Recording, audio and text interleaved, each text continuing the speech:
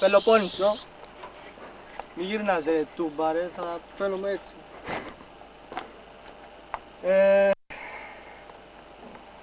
Βγάλουμε και το σώμα. Έλα, όβαρε μεγάλα μου. Κάνουμε κοντινή να πούμε σταυρό. Όχι πολύ κοντινό ρε. Κοντινό. Διαφήμισε μας σταυρό σου. Βγάλε και το σορτσάκι σου. Μαλάκας είσαι. Κοίτα εδώ. Εντάξει, μα Ο νους πρέπει να ήταν μεγάλος πούστης. Πρέπει να ήταν μεγάλος πούστης ο νους σου. Γιατί? Γιατί δεν σου είχε κάνει καλό σταυρότυπο. Το δικό σου. Ο δικό μου ήταν αρχιπούσταρος. Να μαυρίσουμε λίγο. Όπα, Γιατί... το αντιλιακό το έφερες. Το αντιλιακό. Όχι. Λέω να ανοίξω την καρότσα, να ξαπλώσω, να κάνω ηλιοθεραπεία τώρα. Ω, μεγάλε. Σου έχω και τσουβάλι πάνω να πούμε. Αλλά είναι βρώμικη ρε γαμώτο. Βρώμικη.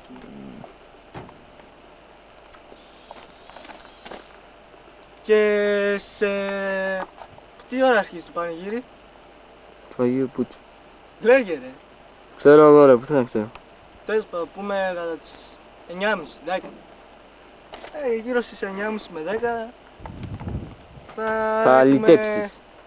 Θα έχουμε απευθεία σύνδεση με το πανηγύρι. Με το λαϊκό πανήγυρο.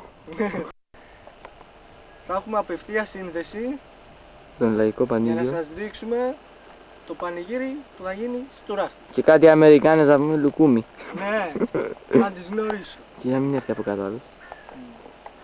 Θα τις γνωρίσω. Άμα σε δουν θα πέσουν εξαιρές να πούμε. Μα γι' αυτό ήρθα παιδάκι μου, για να πέσουν ξέρες όλες κάτω. Θα σκοτωθούν για χάρη σου. Δεν μου λες. Τα στήθη σου τα έχεις καταργήσει. Ναι. Γιατί βλέπω κάτι μαύρες τελείες μόνο. Ναι. Αχ. Γιατί ρε, δεν σου κάνω ρε. Μήπως το έχεις γκρίσει. Όχι ρε μαλάκα. Εγώ, τι λέει.